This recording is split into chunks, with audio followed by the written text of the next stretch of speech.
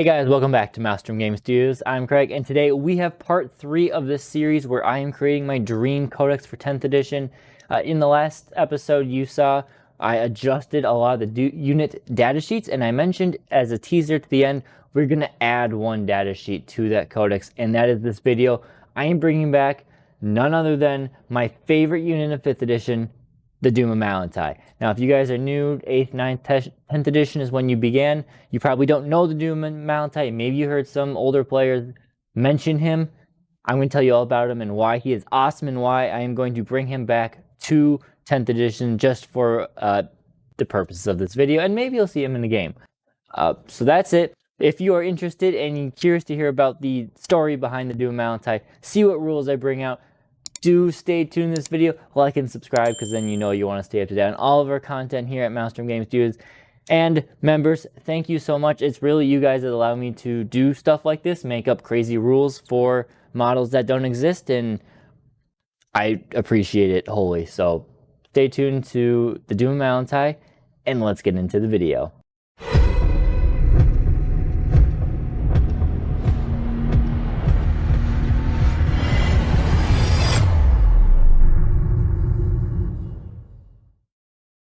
Doom of Malant'ai is so cool, and like the lore kind of predicts or tells, it was an absolute menace on the battlefield. Now, you can see here, in order to bring the Doom of Malant'ai back to 10th edition, we need a model.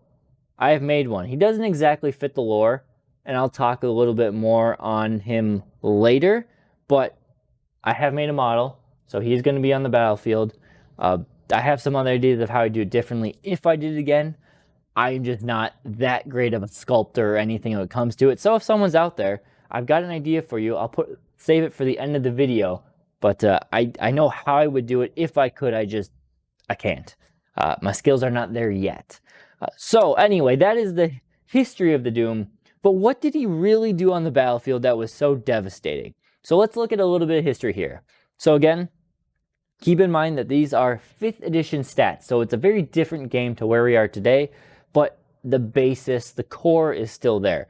So his weapon skill and ballistic skill were 4. Now remember, it's not 4+. That's typically a 3+ in this regard. Strength X, unique there. Toughness 4. Wounds 4 with an asterisk. Initiative 4, we don't use that anymore. 3 attacks, leadership 10, which is the best as it could be. And a 5-up save. So again, important notes that all infantry, which he was, just moved 6 inches. That was pretty standard there. Initiative was to determine who fought in what order in combat. That is gone.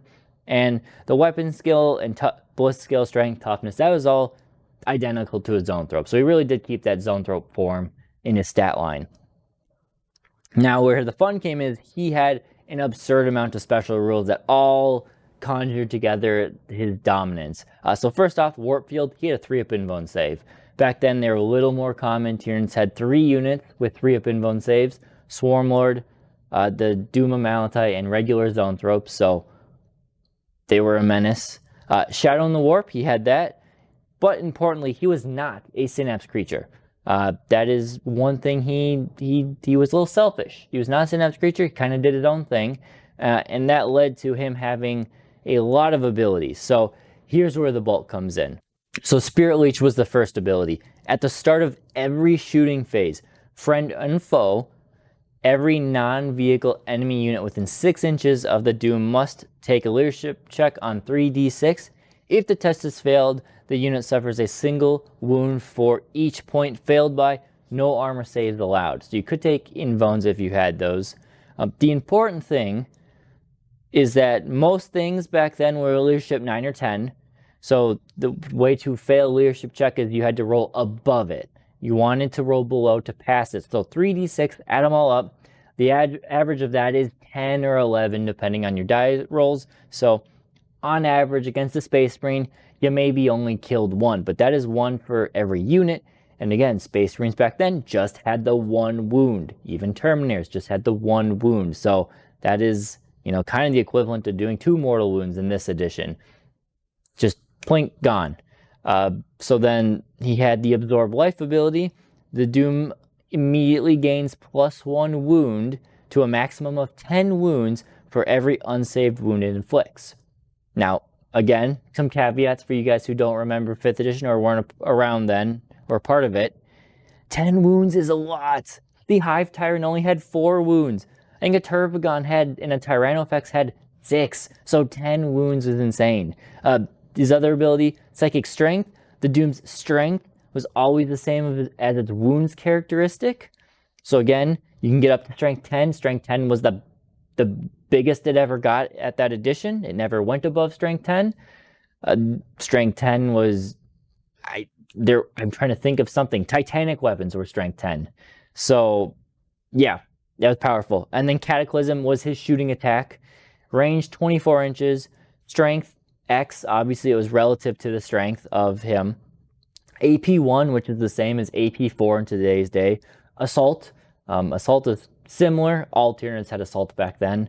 And then it was a large blast template. So, you know, the big pie plate that you put down and did damage. It also had a special ability, was that after this power was used, but before wounds are gained from Absorb, you take D3 wounds. So no saves at all you could take. So if you had 10 wounds, bam, drop down your large blast, take 3 wounds, but say you killed 7 Marines, well, you healed it all back up, who cares? Or if you were only at strength 6, you took 2 wounds, but you killed 6 Marines, well, now you're up to strength 10. 10 wounds, strength 10. Absolutely a menace there. So again, some important notes to put into context better just how insane this guy was. You rode in a Mycetic Spore, as they said in the lore. Today we call them Tyrannocytes. And back then there was the no 9 inches away thing. It was, you could drop that thing down an inch away from your opponent, and then you rolled the scatter dice. So you could get lucky and scatter right into a spot, and then as long as you're an inch away for engage or for, you know, staying out of melee, you could drop right next to your opponent, pop the Doom of Malant'ai in, and it made it very possible to tag like 2, 3, 4 squads in with his Absorb Life ability. So that just made him devastating at that ability. As you think of rolling, you know, 3 units, all rolling 3d6, again, sometimes it did nothing. Sometimes he sucked up number of squads and then he shot it with his insane gun. So again, for relative stats, strength 10 AP 1 was the bee's knees. That was the Titanic weapons back then. Today, that's like saying strength 20 AP minus 5, trying to get some equivalent damage output to what it was. 10 wounds, like I said, is a lot. A las cannon back then did a single wound. So if you had 10 wounds, you know, you had to get 10 bolter shots through to wound him or to kill him. 10 missile launch. Well, I'll get into missile launchers and las cannons and stuff. Tyrannofex, like I said, had 6 wounds. His only downside was that insta-killing was a thing. So if your strength was double the toughness of the attack, a failed save would insta-kill the model. So his big downside being T4 was that a melt-a-gun or a las cannon, you know, strength 8, strength 9, then it would double him out. So if you failed that 3-up invuln save, you're gone. It was a risk, but it was so fun to play with the Doom. I know I had games where I played like 1,000-point games, and the Doom single-handedly wiped out the entire board because he just dropped in, you know, the opponent failed a bunch of bad rolls, and then he took that big blast template onto a group of Terminators, deleted them outright, gone. That was it. Doom Malant'ai single-handedly just deletes things. And you have games where you could be greedy with your scatter of your drop pod, and if you landed on terrain or if you landed on enemy unit, then you died, and then you just lost the Doom of Malant'ai. Now, he was really cheap. He was, for, I think, it, you know, back then it was like 150 points for his drop pod and the Doom combo. Actually, I have it right here. Let's see. Where is the... My Mycetic Spore is 40 points. So he was 130 points, and back then, your typical games were like 1,500 points. 1,750, actually, I think was typically your tournament, even though, I don't know, it wasn't much of a thing. 1,750. So he was less than 10% of... Yeah. Fantastic stuff. So, that's enough reminiscing for me. How do we translate this awesome creature into 10th edition? Well, I've come up with the stat line, and hopefully you guys think it crosses 5 editions of 40k pretty well. So first off, he's going to be a cross between a Neuro Tyrant and a Zoanthrope. He's going to be kind of that hybrid in between. He's got a 4-up Invuln save. He's got move 6, weapon skill 4+, ballistic skill 3+, strength X because of his rules, toughness 5, 6 wounds with an asterisk, 4 attacks, leadership 6, 5-up save. That 4-up Invuln save will come from the warp field, so that's pretty typical these days. Melee, we'll give him 4 attacks at strength 5, AP 1, 1 damage. Nothing fantastic. He's not here for melee. So he will have the Spirit Leech ability, which is slightly different because wounds have changed this edition. So the Doom immediately gains 1 wound to a maximum of 12 wounds for every model that he slays. So if, you'll see later on, if he only does 1 wound to a 2-wound model, he won't gain anything. He'll have to finish off a model to gain his wound back. The same psychic strength will apply. So Doom strength is always the same as its wounds characteristic. Cataclysm, bit of a shakeup because of the way wounds and strength and everything scales. So it's going to be a 24-inch range attack at strength X, AP -3, D6 +3, blast, damage 3. I mean, he's kind of like an Exocrine in a lot of regards with that shooting, but he is much smaller and more portable than an Exocrine. He's a bit less durable, depending on how you play it, but that makes sense. He will still have the ability that once the power is used, but before wounds are gained, he takes D3 mortal wounds, so he could die when he uses the power, but he also will get wounds back. And they all Spirit Leech. Now this is the biggest change up here. So there's not a perfect way to do this, but this is the way I've done it. So at the start of every shooting phase, every non-vehicle enemy unit within 12 inches takes a battle shock test of 3d6, take the 2 lowest. For each point failed by, that unit suffers 1 mortal wound. For each model slain, the Doom gains 1 wound, adding that little stipulation back in from Spirit Leech, kind of. Again, the reason I have it as 12 inches, which you could argue that's a big bubble that could do some significant damage, is that he still needs to be able to deep strike down and do it the turn he arrives. That's his whole shtick. 12 inches means he is only going to be able to tag 1 or 2 units because he's got to be 9 inches away, and so does the pod have to be 9 inches away. So the whole 9-inch thing really does mess with him. I could argue, or you could argue, that maybe we make an exception. Say something like, if the Doom is arriving via a Tyrannocyte, the Doom and the Tyrannocyte have the 3-inch special rule instead of 9 inches.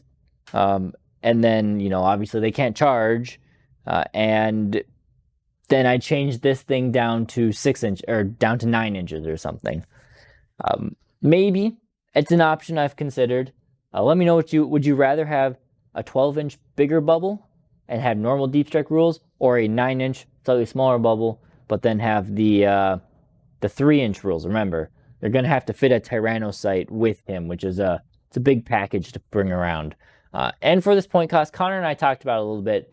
We're going to settle at 135, same as an Exocrine. He could theoretically do more, he could be less. That means him with a drop pod was a drop pod 115 or 105, I can't remember. That'll bring him up to a 240, 250 point cost, which is 1/8 of your army. He could just die right away. He could do some significant damage. It has yet to be seen, but that is how we're putting it in. And again, let me know. You guys will see him. You will see him on the battlefield. Connor has agreed to use one of his armies, probably Grey Knights, because it kind of psychic thematic theme to it, in a more sort of narrative game.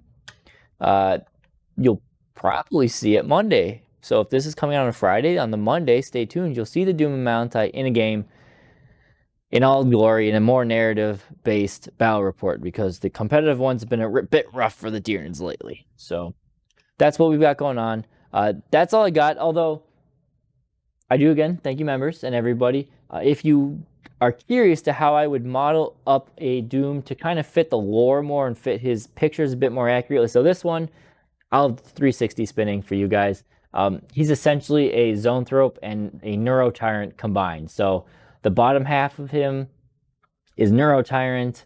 The top half of his torso is Zoanthrope. His big tentacle arms are Venomthrope. And then his brain is 2/2 Zoanthrope and, well, I guess 2/3 Zoanthrope and 1/3 Neurotyrant to give him a real big brain. But he doesn't exactly look like this in the lore, in the picture, the one picture we really have of him. There are some weird 3D models out there, which, no offense to anyone who made them, if you're watching this, I don't like them. But I think if you could really sculpt it, I would take a Malant'ai. If you can still find one of those as like a recaster or something, because GW doesn't sell the model, but if you can find a Malant'ai and grind off all of the toxin sacs and then re-putty on a whole bunch of brains along the side of him, and then you'd have to do something with the head a little bit, maybe take part of his Zoanthrope head and just kind of putty that together to make one big brain, stick some little arms in there. That would be how you do it. If someone thinks they're capable of doing that, let me know. Actually, I'd be interested in maybe getting one commissioned if someone is thoroughly excellent at sculpting and think they could pull it off. But I was painting him and getting him ready, and I mean, I'm happy with how he looks. He looks cool. He's definitely bigger than his Zoanthrope. I have him. He's got a kind of weird pose because his brain's so big. But I have him like this. He looks very menacing. I was painting him and looking at my Malant'ai, and it's just like, it all kind of clicked in my head, like, oh, I should have done it that way. But I didn't. That's all. Yeah, I didn't. Maybe next time. I have another Doom conversion from way back. He was just built with spare bits. He's really ugly. This one actually looks like a model. And then maybe I'll have a third one that actually looks like the Doom could be. Or GW could just bring him back. Do it, GW. Cowards, bring back the Doom Malant'ai. Use my rules. Yeah, so that's all I got. Thank you, guys. Let me know what you think of this. If you've heard of the Doom Malant'ai, maybe you haven't. I don't know. Maybe I should get Connor to try Eldar on the channel. It'd be fitting. Who knows? We'll see. That's all I got. Thank you guys for watching, and we'll see you next time here at Maelstrom Gaming Studios.